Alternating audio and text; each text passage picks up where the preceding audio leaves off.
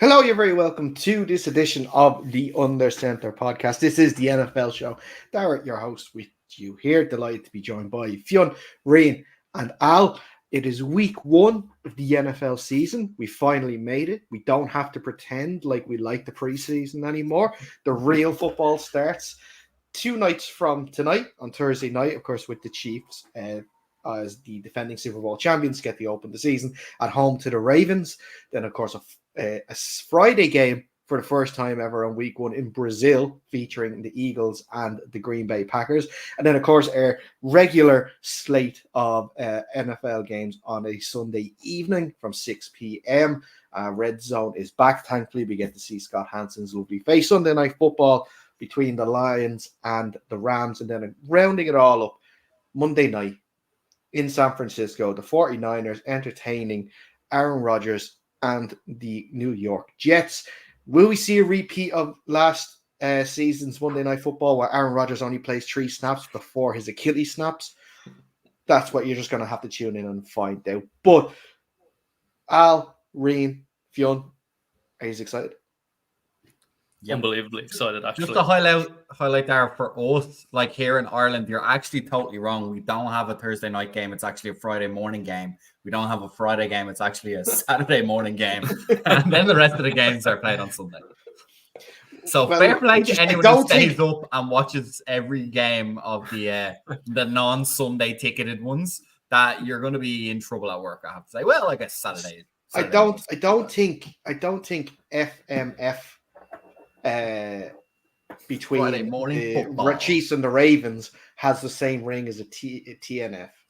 No, you know, well, like, or a acronyms over in the US. SMF, yeah, exactly. It just doesn't work, you know. Yeah, and then when the Seahawks are playing, it's the SHIT. They're not playing the Commanders this season. That's look at you guys. That's a Commanders fan. Like, yeah, that's a team that literally dumped shit on its fans last year. The only thing I want to point out to you is we're not the Lulu. Like, you guys are only 1 tier ahead of us, but you think you're about 3 tiers ahead of us, and that's what's delightful. I fully expect if the Commanders get 5 wins this season, I think that's a huge improvement, which I think ties in well with the theme of this show, Darrell. Fionn, I actually don't think you're deluded enough to be a Commanders fan. Maybe I'm too realistic. That's your problem. Yeah. If you're not deluded about your team, are you a real fan? Yes, because I cry myself to sleep after every Sunday. I just know that I'm going to be crying next week as well. You guys are like, no, it comes with being Quake is coming back at any moment. It comes with being a successful franchise. Yeah. Fionn, you know what it is. You know what it is. The last time the Commanders won the Super Bowl, I was barely born. So, like, literally since I've seen the last playoff appearance, I think we had was RG3, which was basically my first year as a fan. You guys already, you're not old fans, but you've got this rose-tinted glasses of like the Legion of Boom and the Beastquake, and now you're more like that meme of like, you're not that guy, pal. You're not that guy. Yeah, we'll see. Well, at least being around for our team's success is definitely something. This is what I'm saying. You have the privilege of that. Than having to watch it back in black and white and, you know, well, it was cooler. I don't actually projectors and everything like that. Are you sure about that? It was cooler? I'm not sure.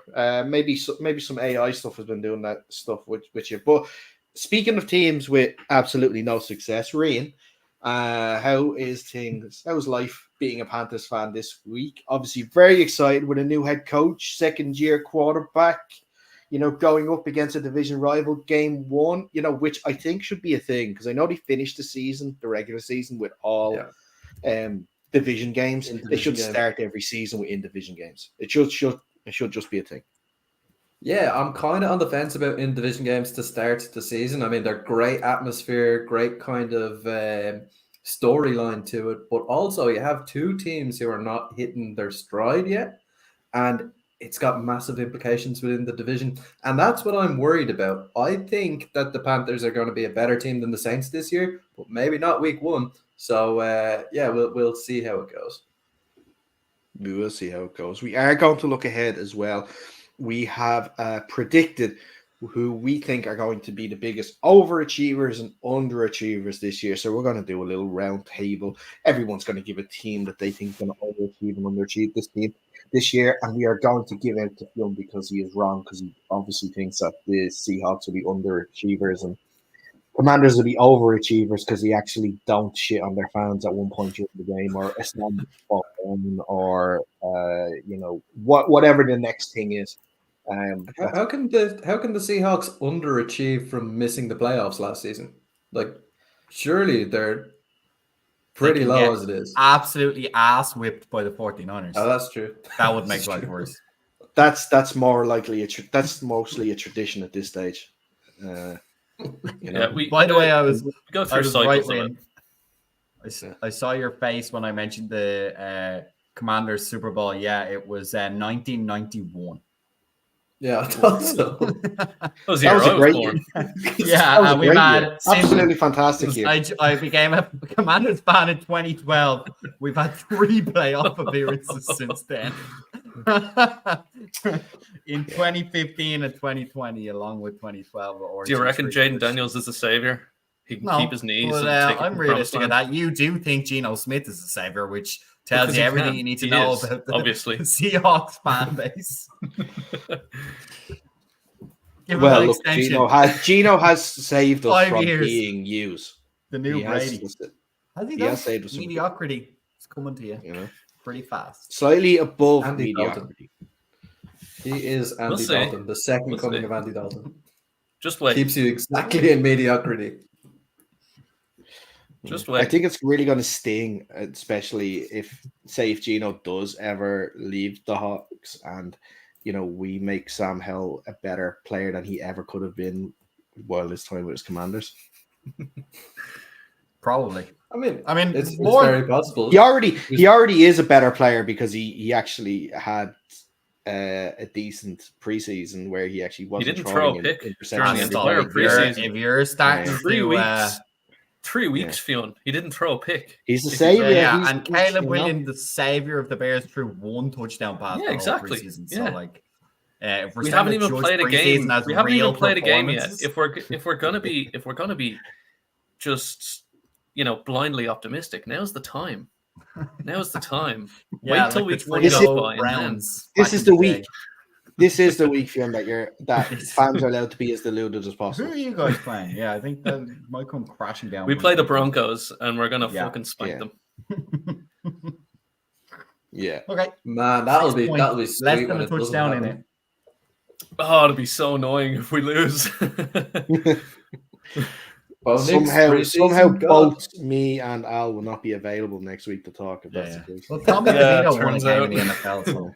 Turns out next week I may have something going on. So, yeah. But look, there's not a lot of news this week. Guess the biggest news has come there in the last 24 hours. Trent Williams looks like he is resolving his contractual issues with the 49ers. Who would have thought it just before week 1 starts, where everything would be sorted out and Brandon Ayuk gets sorted and Trent Williams gets sorted, where it goes on all season that everyone thinks they're going to leave. But now they're staying with the 49ers. Yeah, no choice. But we talked about it in the group chat actually, and just about how important he is to that team. And I think Alex, who unfortunately isn't available tonight, he's the resident now 49ers fan, talking about, even the fact that he missed 3 games last year for the 49ers and he went 0-3 in that series of games, just shows his importance to that team and to, quarterback Brock Purdy, where he still has doubters, and I'm guessing they want to give him as much protection as they can. And in the form of someone like Trent Williams, it's vitally important that they keep him on board. And he's proved once again that he's one of the biggest snakes in the NFL. 3 years left on his contracts. He signed a contract that didn't guarantee any of the money in the last 3 years. I don't know why that becomes the San Francisco 49ers problem. He did the same thing to the Commanders. He stayed out an entire year just because we didn't look after him properly or something, didn't massage his feet good enough. So I hope he gets injured on the first play. I hope the 49ers waste all that new guaranteed money they've given to him. And I wish him the best in his retirement. I think if you have the chance to pay Or if the best left tackle in football comes and says he wants a raise, give him a fucking raise. Give him whatever he wants. Doesn't matter. Yeah, break the bank. Snake or not. Seahawks fan. Yeah. Dump the cap into the lineman who's going to play 2 more years and bankrupt the team, says the Seahawks fan to the 49ers. No, but he is completely essential to the 49ers offensive It is success. Absolutely true. Like, it is absolutely true. Yeah. They can't play without him, so they had to pay him whatever he wanted. I don't think it's an extension. It sounds like more just a rework contract, more of that money guaranteed. Yeah. So he's 32 and 34 million over the next couple of years. I think just like, he'll have 20 million guaranteed out of those years or something. Yeah. Bonuses as well, I would imagine. Yeah. For sure. Let me just see. And like that, anything else? We got like captain's name this week. Interesting that Russell Wilson is going to be named captain on the Steelers team. Obviously, every starting NFL quarterback is a captain. That is not interesting in the slightest. No, but it's interesting the fact that they are fully backing him, and they must not think it was as close as a competition as we thought between him and Fields. Or maybe they don't want to admit how close it was. Yeah, that's. Do you know what I noticed about the Steelers? Absolutely no social media based around Russell Wilson. The complete opposite to what the Broncos did. We didn't see any Steelers country, let's build, or any of that shit. Yeah, so, I think they learned their lesson from the Broncos. Yeah, exactly. That bullshit. Right. Although they're paying him nothing this year, so if it the Broncos are still paying him, aren't they? Yeah, I know. The Steelers are paying him minimum, and the Broncos are paying him 34 million this year. I don't know what's worse, actually. The Broncos having to pay a quarterback that's not there anymore 34 million, or the Browns having to pay Watson's 70 million this year. I don't know what's worse. Because he's not going to play. By week 5, he's going to complain about his shoulder again. He's going to be out for the season. Because if they didn't just have to pay him... It'd be grand. If they didn't have to pay him 70 million this year, I think they're making him just go on the massage guns from now on. By an ugly Ukrainian man with his hands handcuffed to the bench.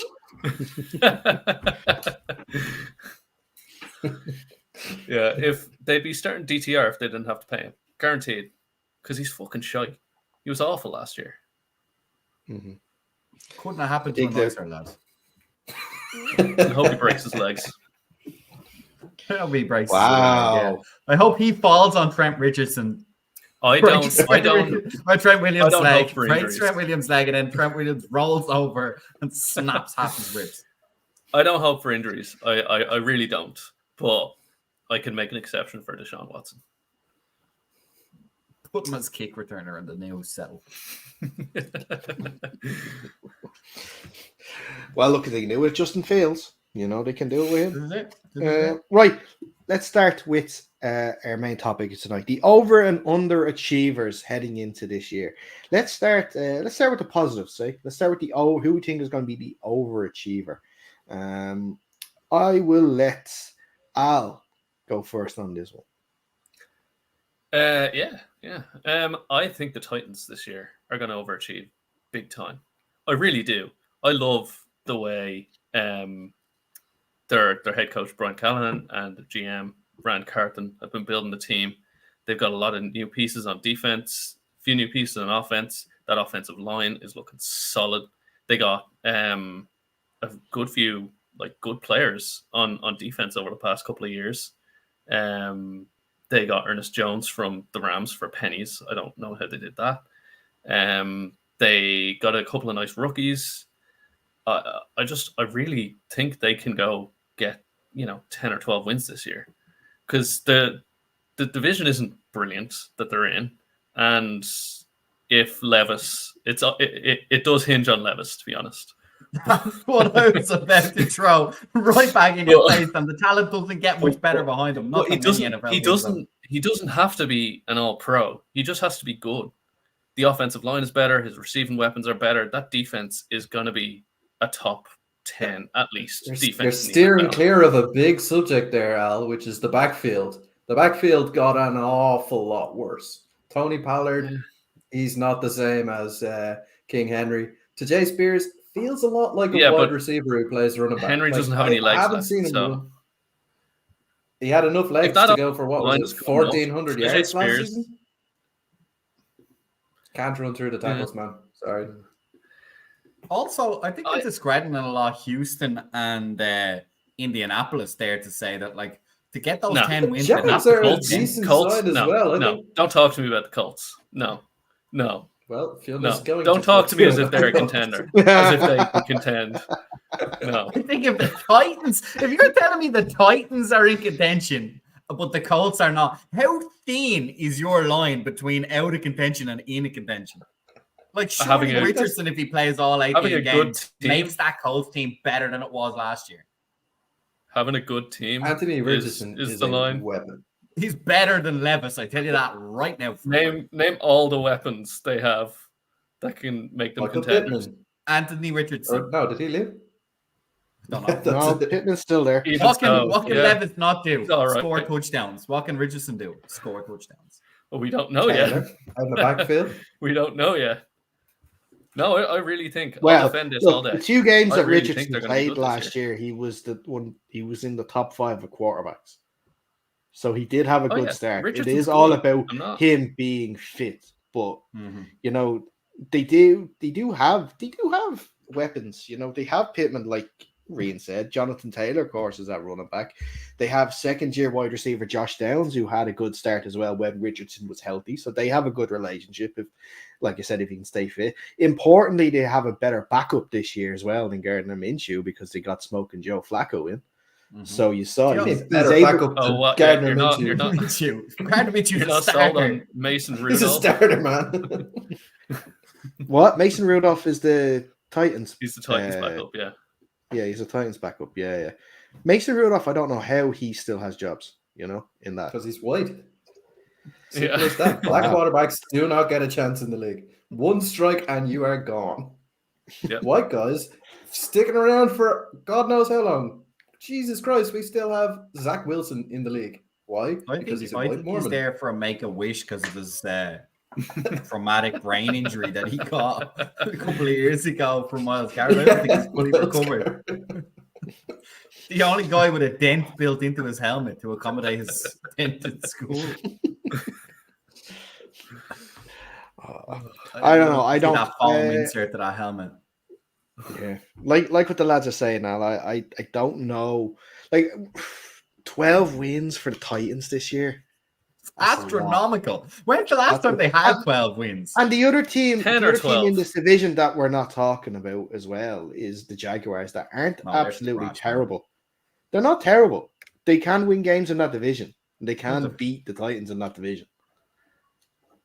No. You know, and Colts and Jags, no. They can. They absolutely can. No, they fucking can't. And who are they playing this year? They have the NFC North and the AFC East. Yeah, that's a tough schedule. So you got it's the same schedule for each the people in that division. You know, it is. That's why I'm saying that I don't know how they get 10, 12 wins out of that. Yeah, no, I don't see it either, to be honest. I think that's got to be a really hotly contested division. So the Titans might end up first place in that division purely based on the fact that everybody's sitting in and around 9 wins. But to be honest, I don't see them. I don't see the Texans falling off like that. I mean, I don't know about a fall off. I just think it'll be more competitive than people are giving them credit for. You know.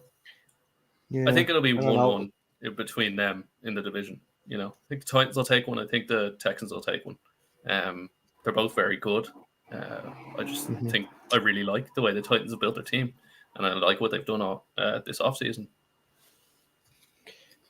Fair enough. They did finally actually get some weapons on wide receiver with Tyler Boyd and Calvin Ridley, which was an awful lot better than they had last year because they just had DeAndre Hopkins last year.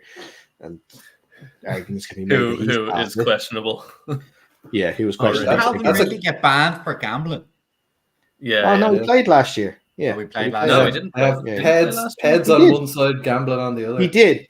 Yeah, he did. People didn't realize he was playing last year because most of fantasy owners are going mad because he was never targeted because he could never get open. So he's really going to improve the offense with all of his 0 yardage that he got last year. Can we just note how crazy it is as well that DeAndre Hopkins was taking PEDs? Certainly didn't look like it last year.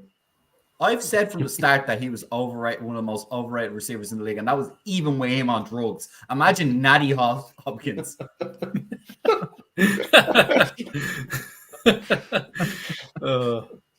Speaking actually of Hopkins, do you know I was doing research and I was looking up the Panthers, and I was looking up their new coaching bracket, obviously with Dave Canales in charge, and their assistant DB coach is D'Angelo Hall. And do we all remember D'Angelo Hall? Yeah, Commander's legend. And his famous Hard Knocks moment where he was giving shit to DeAndre Hopkins on the sideline, then goes on a one-on-one and has his knee broke. Both his ankles. Yeah. This is still probably one of the most iconic moments in Hard Knocks history. Just because of all the shit talk he was given to him, and then the very first play, he's just gone. Right, on to the next team. Ryan, seeing as that you are in the line, I will go with you next. Tell me, who is your overachiever for 2024? Yeah, my one is going to be, and I gave Al a lot of stick, but I think I'm going to get a lot of stick here. Mine is the Minnesota Vikings, and I'm basing this more so off media hype this year as opposed to their run last season. So we all know that they were a game away from making the playoffs last season. Nobody gives them a hope in hell this season. But the way I look at it is they have Justin Jefferson back, fit, healthy, and Sam Darnold is a far better quarterback, regardless of what anybody says, than his name has after leaving my head. No, not Kirk Cousins. Kirk Cousins went down injured. Zach Wilson. No, the astronaut dude. Oh, Josh Dobbs. Josh Dobbs. Yeah. Or Baldy McDonough, as he's known over here in Ireland. So I think that team hasn't gotten any worse. I don't think. I think they have gotten slightly better. Unfortunate that JJ McCarthy is going to miss the season, but these things happen. I trust in Kevin O'Connell to keep that team steady, and I think they're going to do a bit this year, because we did see when you give Sam Darnold some receivers and a bit of a running game, he is able to win you games, and he's a sneaky threat with his legs as well. So I think they're going to do better than people expect. I'm not putting them in the playoffs at 12 wins, but I'm going to put them around the 8 or 9 win mark, which I think would be a miracle based on what most people are saying this season. Yeah, my big pushback is, you said, with a bit of a run game. I'm not sure the Vikings have a bit of a run game at the moment. Or at least that's what my memory is telling me of. Is it Peterson or someone they had in the backfield? They had Dalvin Cook last season. No, they had Dalvin Cook. They had a guy who had the same name as the wide receiver, and it always confused me. I'm pretty sure Madison? Madison? Yeah. Madison, no. Madison. Aaron Jones and Ty Chandler. See, Aaron Jones is that's a big change, actually. Yeah. Team. Okay. Yeah. Aaron Jones receiving out of the backfield as well.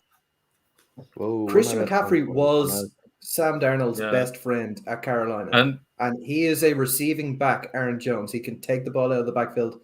I think it's going to work out well for that offense. And their offensive line isn't bad. Like, they have some good pieces there. It's pretty good. All-pro tackles, I believe. Darisaw, he's really good. Yeah. Yeah, it's kind of hard to push back on you there, Ryan. I think you picked a pretty good one. Okay, good. I thought I was going to get accused of having CTE. Yeah, we do that every week. No, that's beyond. Miss entire seasons of the Pirates. Who the fuck are the Titans? Comment below if you remember the Titans. He thought it was the Tyrone Titans. Hashtag remember the Titans. Yeah. No, look, listen, it's not the craziest take. I'm just looking at the thing that's going to be so important for them is to see how Sam Darnold performs. Obviously, their offense going to live or die by him. I know, like as good as Justin Jefferson is, and the fact that he can catch almost anything thrown to him, he still needs to put like close to him for that to happen. They're going to miss. I think TJ Hawkinson is still out for the first 4 games of this year as well. I think he's still going to be on the PUP list. So, their tight end, the next tight end up is Josh Oliver, who was a definite step down. But I like the addition of Aaron Jones because Dalvin Cook and Alex Madison were not it by like. Well, Dalvin Cook was gone last season. Was Madison, so he was performing so badly they had to trade for Cam Akers just to get through the rest of the year to try and make the playoffs, and then they're after cutting him now, and he's with I think the Texans now. Their defense got an awful lot better. I think they've upgraded in the cornerback position with getting Stephon Gilmore in there now. And I think they also old Stephon Gilmore who got roasted in. I don't know about roasted. Wasn't he getting roasted? Can he though? He can still play. He can. Who was he even with last year? The Colts, was it? He did. Cowboys. Yeah, and he got fucking roasted. Yeah, torched. Yeah. It only looked bad because Deron Bland was having like 1 interception a game or something that with his production last year. I just saw their starting right cornerback is Shaquille Griffin, Seahawks legend. Is it? One arm? Yeah. No, that was his brother. Not very good. Oh, do you remember when like Seahawks fans got upset that they let him walk? Best decision they made in a long time. time. 1,000,000 kilos. Oh, this is the other fella, the brother with the 2 hands. No, that was his brother. Yeah, but like Rain on terms of takes on overachievers, yeah, I think I'm more in your camp than I would be with Al's in the believing. Al, I could have, but you went for double-digit wins. That let you down. That's insane. Yeah, with Mr. Mayonnaise at quarterback. Yeah, I hope you like the smell of mayonnaise. Yeah, that's scent. Fionn. Yeah, so we decided it was either based on expectations or last year's performance. So I went with last year's performance. I felt it was a bit more concrete. I think you can kind of debate a little bit where media expectations is. So that's one reason, Al, I'm not going to go with the Colts. You said I would probably go with the Colts. I do think they'll play pretty well, but they got 9 wins last year. So am I super confident they'll get more than 9 wins this year? Like 10 wins? Maybe. So instead I went, what do? You go the opposite direction and you put the bar on the floor. And so that literally if you accidentally trip, you will still clear the bar. And that is, of course, the New England Patriots with 4 wins last year. I just think Jacoby Brissett is just too good not to get less than 4 wins this year. So I think he's going to manage to scrape them to 5 or 6 wins. They have basically no wide receivers, but the run game has some talent there still if they can get the guys going. Defensively, they are what they are. I think at this end of the NFL, it's the quarterback that really makes the difference with the wins. It's at the top end. You really need a top-notch defense. So I'm going to take the Patriots exclusively because the bar they have to clear is 4 wins. And I think Jacoby Brissett on his own is good enough to do that. Yeah, I mean, with Jacoby Brissett in there as well, you only need 3 yards per play because he is the best quarterback sneaker in the game. The guy is, I'm pretty sure he's 100% on quarterback sneaks over his career. Crazy stuff. But I think he got really unlucky not to be a mainstay starting quarterback at any of these 32 NFL teams. If his own team stopped stabbing him in the chest, he'd probably be still the starter at the ground. That was Tyrod Taylor. Oh, that's Tyrod Taylor. Oh, yeah. Well, still, I like Brissett. I think probably from his Commanders days. But yeah, I think he's shown up and played well in a lot of different he's very steady Eddie. He's very like steady. He's kind of like not Cam Newton. Jesus Christ, he's not a steady Eddie at all. He's kind of like Tom Brady in that respect. He's not going to force the ball downfield. Yeah, he'll take a check down. He'll take what you're giving him. And if you've got a good enough run game, like you said, Rain, 3-4 yards of carry, check down here and there for 5-10 yards, and when he needs to, stick his neck out and get a QB sneak. So that's where I'm going. I'm not actually expecting a lot of pushback on this because the bar is set so low. I'm a real negative guy, so I found it a lot harder to find the over guys than I did the under guys. The only pushback I'll give it is I don't see Jacoby Brissett finishing the season as starting quarterback. But Drake May, That's okay, though. That's okay. Yeah, Drake May comes in. He gets 3 wins. Drake May gets 3 wins against some of the lower opponents. And there you go. There's 6 wins right there. The Giants had 6 wins last year. And Tommy DeVito accounted for, I think, 2 of those wins. Yeah. I don't. They are, for me, one of the bottom teams in the NFL. I'm agreeing. I just think they'll be slightly further off the bottom. I think they are my favorite to be the number 1 overall pick in next year's draft. Hold on. The Panthers are still in the league, man. I think the Panthers have a little more going on than the Patriots. I think they're a little more advanced. I think Arizona could be in real trouble if Murray doesn't get through another season again. I think they could be easily in with the number 1 pick. The trouble is Murray wins the games when he is healthy. So if they can rack up enough wins before he goes down, they'll be fine. Pittsburgh. Didn't they have 4 wins last year as well, didn't they? The Saints. The Saints are bang on for last place. Saints think of a team of mid-season head coach change. Saints need to blow it up entirely. Everything. Carr won't make the end of the head season. Head coach, GM, whoever's in charge of their cap, get rid of them. Whoever's in charge of any decision making regarding, they're fucking 94 million over the cap next year. Just blow it up. See, the problem with the Saints is they lost Sean Payton and they lost Drew Brees, but they still kept Sean Payton's proteges in the building to try and think that they could continue success in that. Yeah, but they have to realize by now that's not going to work. They're not going to be, if they keep kicking a can down the road like that, they're never going to be successful. Blow it up, start fresh, and I mean fresh. Everyone gone, all your highest paid players out, gone. Bunch of rookies and no-name players for a couple of years until you build up a base. Fucking, I don't know what they're doing. No one knows what they're doing. I say long may it continue. As a Panthers fan. Wait till they're 150 million over the cap. As many bad NFC teams as we can get, I'm all for. All for. So tell us, Dara, who have you got improving this season on expectations? For me, I am actually going with the Panthers. Now I know there's not same trick. You can't. I don't think it's almost impossible to equal 2-15 from last season, which obviously wasn't the plan after drafting Bryce Young. The Panthers' issues were sort of around.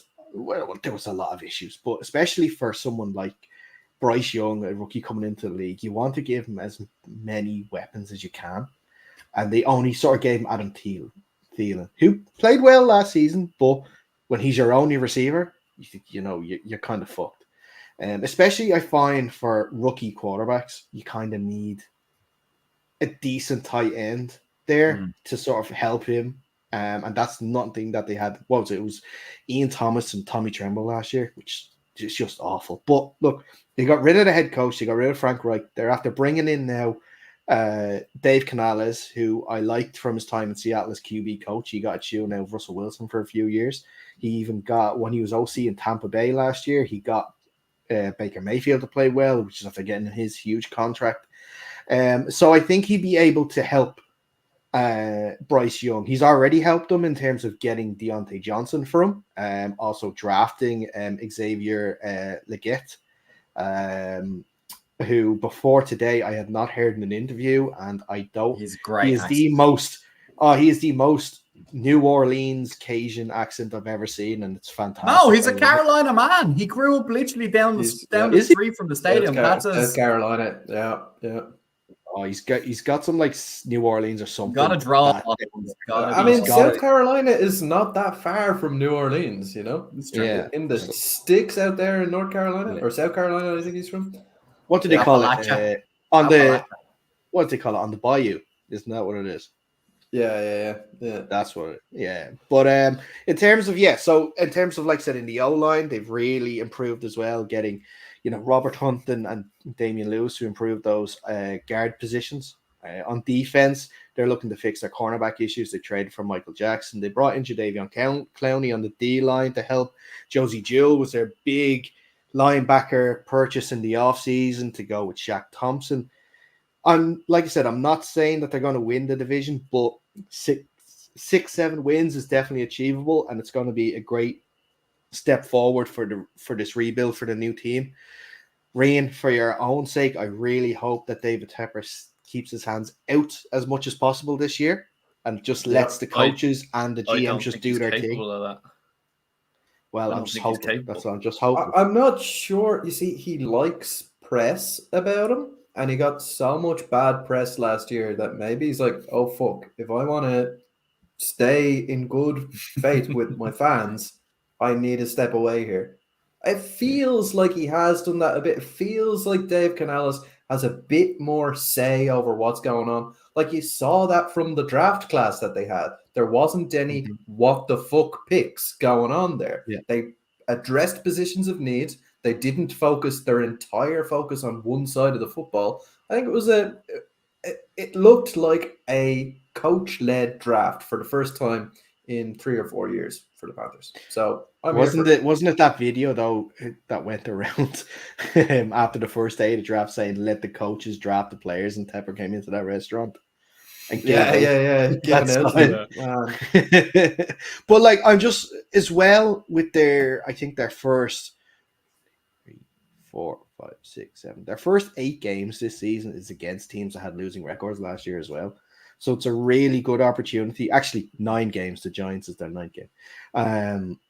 That they can get a couple of wins to really, start the season well, get that feel-good factor, and to show, fans that what we're doing here, but the track that we're on is the correct one.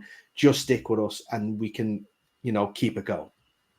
My only pushback is, and it's because I've seen it with the Commanders as well, where when there's so much to do, and like you said, Rain, he did a really good job of balancing and definitely addressing some issues. But when there's so many issues to address, sometimes your roster can get better, but the output won't for a couple of seasons. Like it takes a whole gel. Filling up the holes is number 1, but then reinforcing is kind of phase 2. So that's my only concern. Things like, will the line gel properly? The defense was really, really awful last year.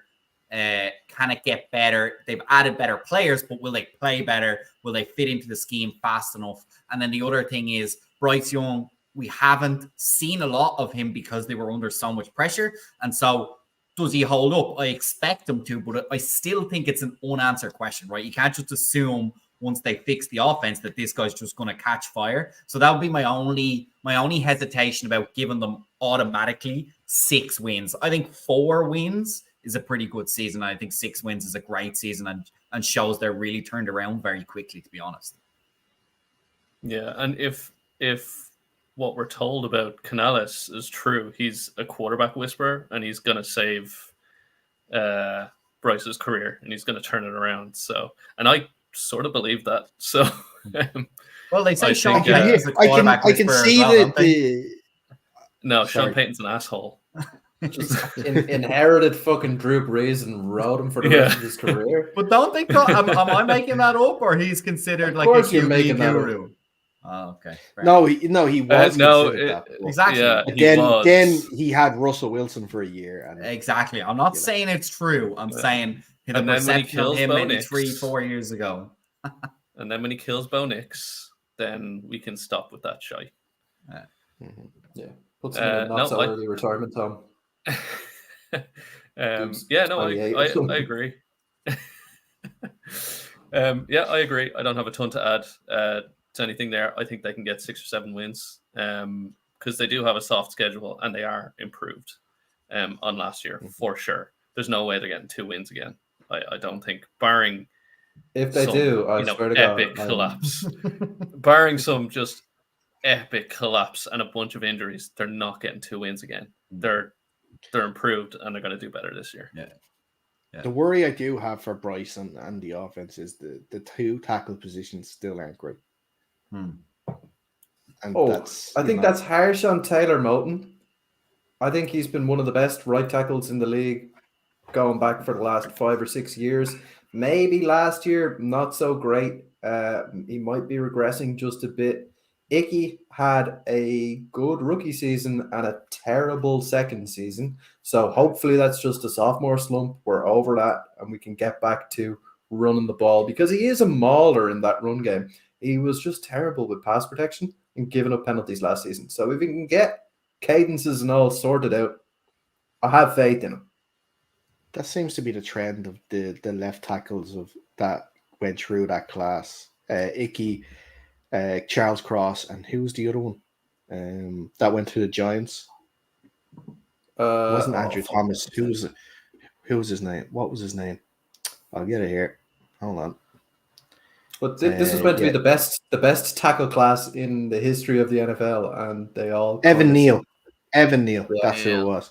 He was the worst as well. He was the worst. But especially with Charles and Icky, they did have good rookie years, and especially, well, I don't know about Icky. You obviously are saying that he didn't play great, but just seeing from a cross point of view at left tackle, he didn't have a great year. Started injured, maybe wasn't fully fit, but still didn't play great last year either for the Seahawks. So hopefully, like you're saying, second year sophomore slump is kind of that's all it is, and they can take that step forward. I think Evan Neal's actually been relegated to second choice. The Panthers must have a new offensive line coach as well, with the coaching turnover. So, might do in the world of good. So. Yeah. But there's also a lot more, experience in there. Like the likes of the two tackles that they brought in, or two guards that they brought in, have a lot of experience. And I know it's not necessarily the same position as tackle, but there's certainly a lot of insight that they can give to a young tackle like Ike Ekwonu. So hopefully it pans out. They are a lot deeper across the board on that line. So I have my fingers crossed. Well, Damian Lewis will give you the most infuriating moments probably of any game, because he gets, anytime it's a third and long or something like that, or you make a conversion on third down, you think you can progress the ball, there's the flag for a Damian Lewis hold. Yeah, I will say though, you're gonna love him in the run game. He wrecks shit in the run game. He's an absolute. This is why I'm so high on the running back this year. Like as soon as he comes back, holy shit, I'm feeling. I love a good run game. Right, let's move on then to underachievers. And we'll kind of go snake order this way. So I will go first on this one. And my underachiever for this year is going to be the Philadelphia Eagles.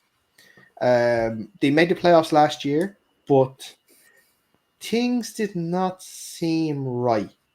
There seemed to be a lot of issues. We thought that it might have been just from the coordinator changeovers. Obviously, both coordinators, Sean Gannon and Shane Steichen, left to get head coaching jobs, and you had to bring in new guys.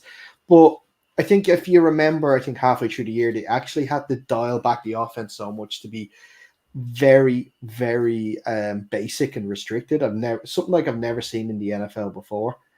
Jason Kelce is a huge loss, obviously. How healthy is Saquon? Is he going to recapture the form of his rookie year, or is he just on the way down? They've lost Hassan Reddick and Fletcher Cox. Haven't really replaced Javon Hargrave since he left. A lot of expectations going to be on Jalen Carter's second year. I don't know if he's going to be able to live up to it. It just looks like a team that's still living off their Super Bowl appearance 2 years ago, and it's kind of like that's their ex, and they haven't gotten over it, and they still think they can get it back, but they haven't done anything to improve to get back there. I worry a little bit if things go wrong again, as they seem to have last year. There's a lot of backroom stuff that we haven't heard, and I think it might come out the day that Sirianni leaves, and I think that if they have another bad year, this could be Sirianni's last.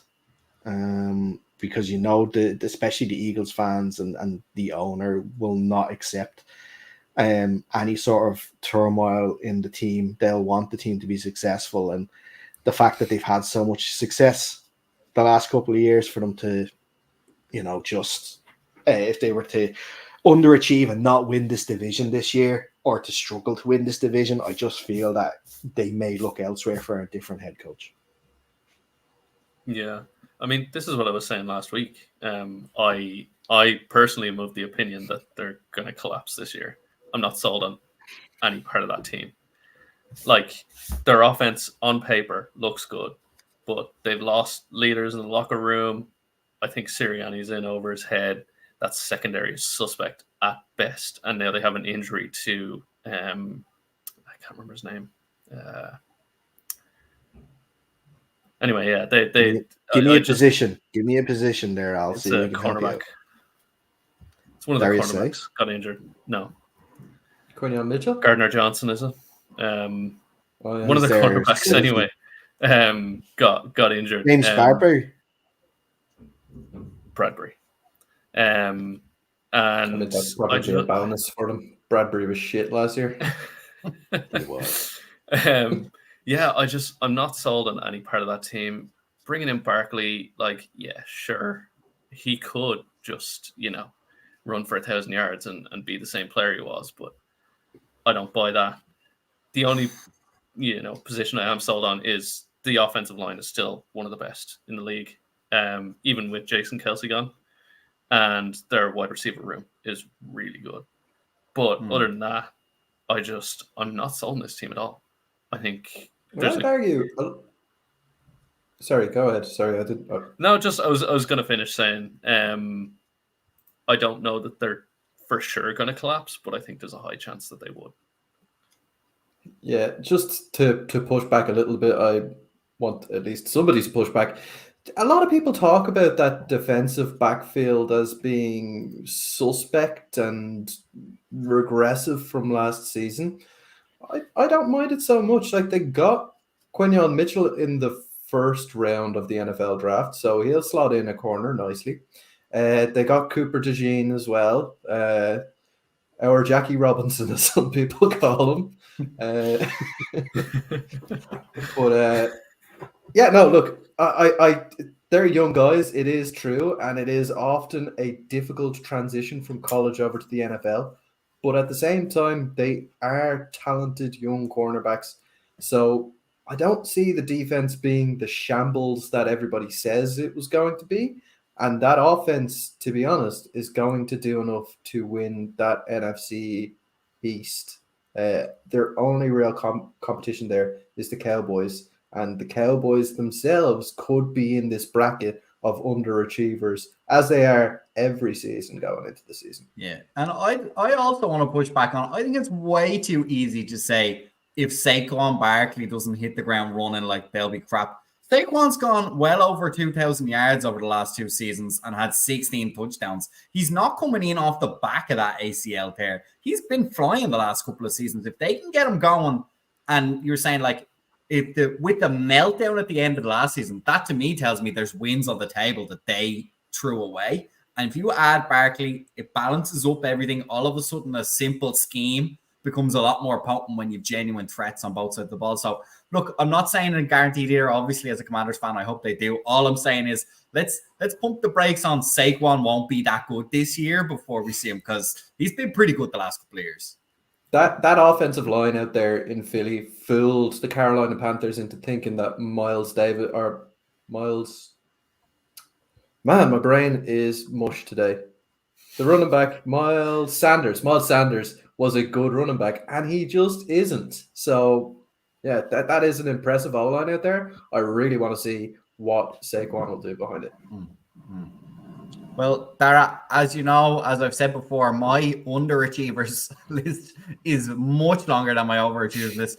I'm going to select the NFC. The Atlanta Falcons as my underachievers this year. They got 7 wins last year.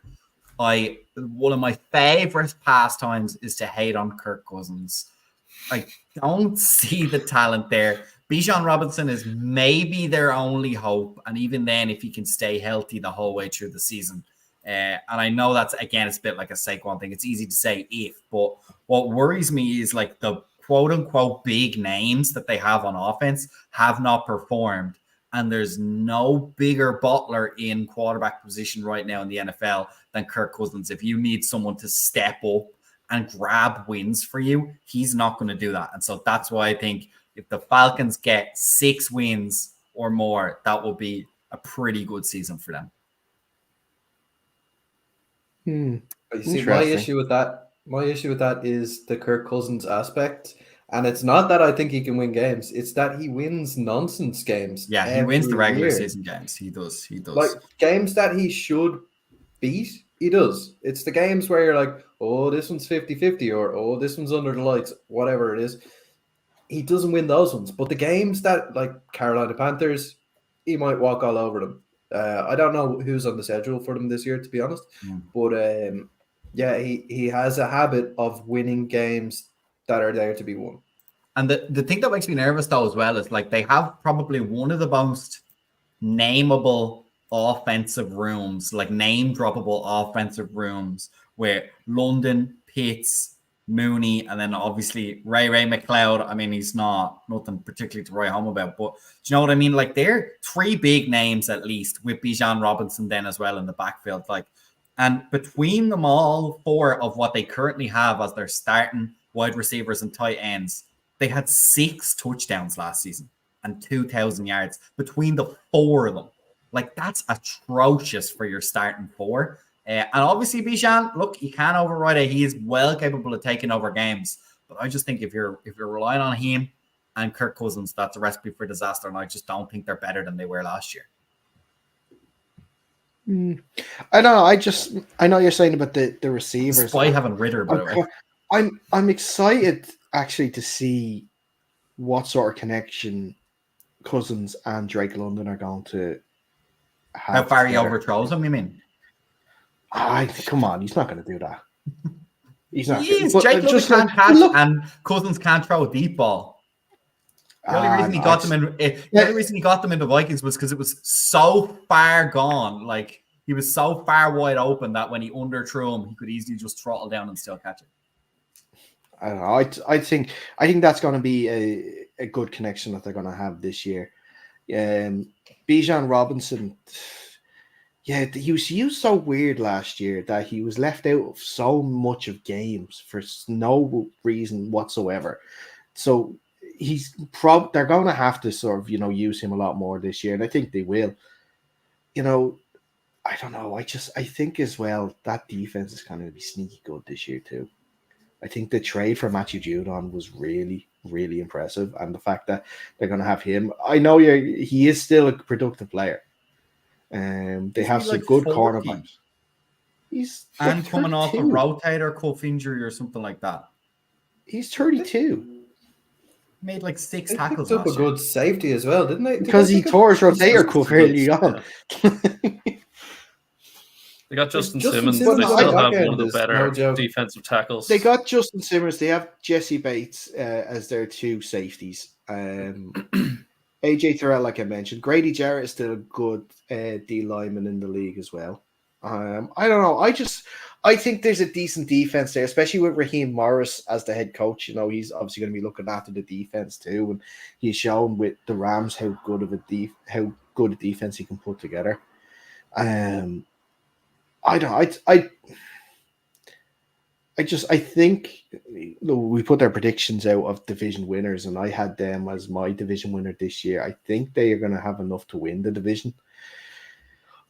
I would agree with you, Fionn, in terms of if you're basing your underachieving prediction on, what pundits and everything are saying about them, thinking that they're going to go playoffs and go far and stuff because they just got Kirk Cousins in. I agree with you. I don't think that's going to happen.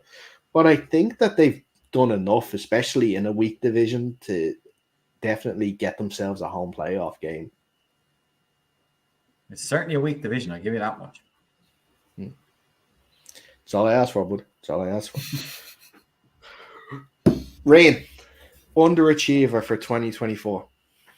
I struggled to pick between the Detroit Lions and the Kansas City Chiefs, but I'm going with the Kansas City Chiefs. And the reason I'm doing that is because they are the anointed Super Bowl champions already. Nobody is giving anybody else a hope in hell. So it's Super Bowl or bust for them. And somehow I don't think they have it in them. That AFC side of the draw, or NFC side, no, AFC side of the draw, is getting a little bit better. We have Joe Burrow back with the Bengals, who look quite good. I didn't see that team get any better in the offseason. I mean, sure, Xavier Worthy gives them a nice deep threat. Hopefully he has better hands than Valdez-Scantling. But on the flip side of things, they are now becoming an aging roster. I mean, like, even look at Travis Kelce. He's another year older in the league. His production wasn't as good last season. Are we going to see an even bigger drop-off this season? So when your expectations are as lofty as Super Bowl or bust becomes a very big possibility, and that's where I'm going with. And you can't just keep wins when you lose a weapon like Kadarius Toney. Like, that's just not possible. Like, the drop-off is going to be so severe. Shiesty, big shiesty, as they call him. Like, you can't just lose a man like that. It's Super Bowl winning wide receiver Kadarius Toney. Yeah. Pushes the line. Literally pushes the line of what is possible on offense. Sometimes. And they lost a ton of pieces on defense, didn't they? They lost like a couple of linebackers. They lost a defensive tackle. Like, yeah. Look, Patrick Mahomes, he's going to bring them to, 10 wins at least, I'd say. But do you think they can win the Super Bowl and underachieve, Rin? Could you see that happening? Great bit of the playoffs and then just demolish regular season. Yeah, they definitely could. Like, if they go 9 wins and win that division, they could still win the Super Bowl off the back of that. But they did it last year. Yeah. How many times did we in the group chat say we're putting the Chiefs on fraud watch because they you did before? I don't put people on fraud watch. Only Russell Wilson.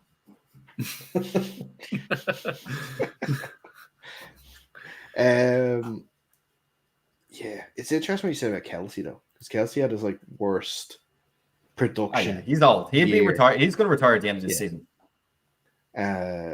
Maybe that's why they're loading up on so many wide receivers though as well. Well, also he wants to break up with Taylor Swift, and he can't do that while he's still in the NFL. So he's going to have to retire in order to, the NFL is going to make him retire in order not to blow up the entirety of social media. He also can't do it in an election year. Taylor's such a influential figure. Yeah. He's going to have to move to Antarctica if he breaks up with Taylor Swift. So they might get a game before Ireland does in the NFL because they'll have to get him to play over there. What are you trying to say? He's going to go to the Panthers now, South Dublin Panther now from next year? No, I'm trying to say he's going to Polar Bear, the Antarctic Polar Bears. Yeah. Oh. Right. If we're pushed for time here a little bit, anybody else got on to say on the Chiefs? It's only Al. No, go Al. Go. Al. Who's your underachiever? Al, this is the last one of the night. It's got to be a good one now. I don't know if it's that good. I think the Rams will underachieve. I think they'll still be pretty good. Like, offensively, they still have Stafford, Puka Nacua, Cooper Kupp. Enough to beat the Seahawks. For sure. But I have some questions about the offensive line. And then defensively, losing one of the best players ever, full stop, is a big thing. How is a very young defensive line with second-year players and rookies going to adjust to that? Now, Byron Young had a good year last year, but Aaron Donald was getting double and triple teamed every play. So it all depends on how that defense adjusts to that loss. And for some reason, I still can't get over it. They traded Ernest Jones for a 5th-round pick. How did they do that? Contracts are difficult when you're that far up against the cap. I know, but a 5th, Jesus. Anyway, yeah, I think it'll be difficult to adjust to that.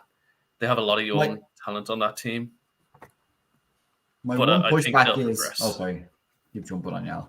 No, you're okay. Go ahead. My only pushback is that your man, I forgot his name already, the defensive tackle who's retired, Aaron Donald. Aaron Donald. I don't know how I forgot that, but no other team had Aaron Donald, right? So I know it's class when you have these guys on the team, but everyone else can put together effective D lines without a guy like Aaron Donald. So I think it's probably one of those preseason overreactions to be when a guy like that leaves, that it's going to be absolutely devastating. It's certainly going to lower production, but maybe they can work their way around it. But I tend to agree with you. I think they're likely to be slightly worse than they were last year. Probably not completely falling apart, but as you said, they have very limited resources in order to actually reinforce themselves or make themselves any better. So I think that's where they're going to really struggle, not just this year, but probably the next couple of years as well. Yeah, I think if Stafford stays healthy.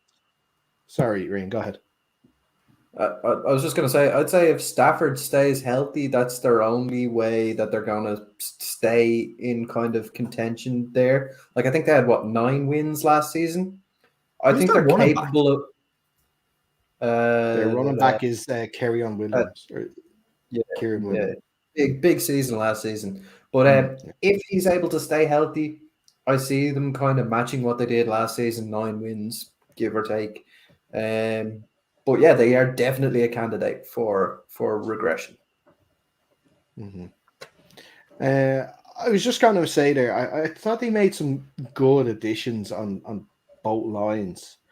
They got the guard from Detroit, Jonah Jackson, and they drafted Steve Avila, isn't that his name? They actually moved last year, sorry, and they moved him to center this year, actually, which is interesting.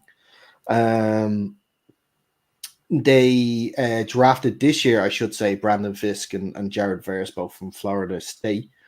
This is the thing. It's a big shadow in Aaron Donald to try and get production, the type of production that he gave you. They brought in Tre'Davious White as well, who's had 2 season-ending injuries in the past 2 years. So I don't know if he's going to be, the type of player that they thought or he was before the injury. So that's going to be tough. But see, last season we were in the same position and we thought they have some things on offense, and then the defense was Aaron Donald, and 10 lads. But yet they still were one of the top defenses in the division in the NFC last year. So exactly. So that was Raheem Morris, who's now gone. But Sean McVay is still there, and he knows how to coach. We've seen that. And I'm not going to underestimate them. And I'm more in hope of a blow up this year rather than expecting it. The same with the 49ers. I'm hoping for a blow up instead of expecting it. But yeah, what did they have? 10 wins last year? Is that what got them to second place in the playoffs? 10-7. I think they could probably do the same this year. I'd say the same, and that wouldn't be underachieving. Obviously, I think that would actually be close to an overachieving tier, because any time you go into a season without Aaron Donald, you're obviously not expected to have the same win total as you had when you had him. So, yeah, I think 10-7 would be a good season for them. That would probably get them a playoff spot. Probably wouldn't win the division, but it would get them a playoff spot for sure in a wild card position. So, yeah. Do you want my honorable mentions for definitely going to underachieve this year? Go on. New York Giants. They only have Malik Neighbors, and he's probably shite, and Daniel Jones is their QB. You've got the Steelers for obvious QB reasons, and they had 10 wins last year. You've got the Browns also for obvious QB reasons, and all the Chubbs are injured. They got 11 wins last season. The Jaguars, the Saints. They only have one Chubb, you know that, right? Oh, do they not have both of the chubs? The both No, Bradley you That know, chubs? was Deshaun Watson's getting a massage. He's the only one with a chub in that room. Oh, there's a clip for this week. There's Thanks a for clip. Yeah. that. So yeah, I think most of them are pretty obvious for poor QBs that are in even worse positions. So they're my honorable mentions for these teams. And Seattle Seahawks, of course. Well, I think when you're starting as low as they are, Geno Smith is probably in his wheelhouse. He's in his bag. That's fair. That's fair. We know one thing we haven't mentioned, and it kind of should, considering they actually don't have a quarterback, and that's the Raiders. They do have a quarterback. Yeah, No, the best no, they have a quarterback, but they don't have a quarterback. They have someone listed at quarterback. Yeah, because they have to. Yeah. I have faith. I don't know. They went 8-9 last year, and they have Devontae Adams. Sure, he gets 10 touchdowns a season. Their wins came under fucking Aiden O'Connell. Yeah, he's shit. Yeah, I'm telling you, Gardner Minshew is an upgrade on Aiden O'Connell. I'm telling you, I think he's a +3 wins, easy. I think he gets so much stick in the league, but what he did was fucking incredible with the Jacksonville Jaguars. And the Colts had 9 wins last year. Was he with the Colts last year? No, he wasn't. That was the year before. Yeah, he was. Yeah, he was with the Colts last year. Yeah. He gets himself some wins, that boy. He gets himself some wins. Great hair as well. I don't know why I just don't see it with them this year. I really don't. I guess it was that, it must have been in training camp, when the video came out of, I think it was their rookie cornerback or something, had a Kermit the Frog hand puppet dressed up as Patrick Mahomes. And he was making jokes. I was like, you can't do that as a Raiders. You can't do it. Like, that guy basically owns more of your team than Tom Brady does at this stage. Don't be making jokes about him. I wouldn't be surprised if he has the most touchdowns of any quarterback in Allegiant Stadium since it opened. They've been on a bit of a carousel. I think that's a great stat. If I think you find that most TDs thrown at Allegiant Stadium, and it's not a Raiders quarterback. I don't care I don't care if it's only the 3rd season that it's open.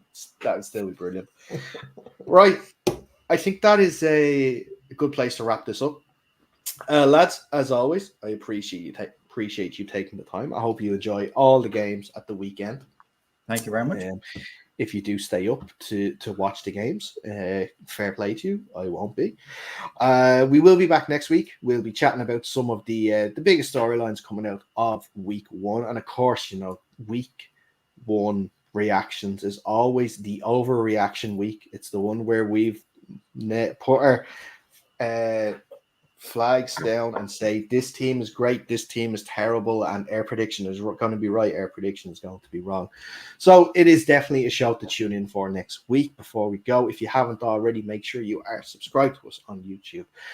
Under Center Podcast, find us there, like the video if you are watching us on YouTube today, and 2, that would really help. Share it as well, which will really help us too. Listen back at any stage, Under Center Podcast, wherever you get your podcasts. And finally, on the socials, Twitter, Instagram, at Under Center Pod. That's where you'll find us. And we'll be keeping you up to date with all the latest things around the league and a few reactions as the games are going on Sunday. But until next week, thanks for tuning in. Stay safe, and we'll see you soon.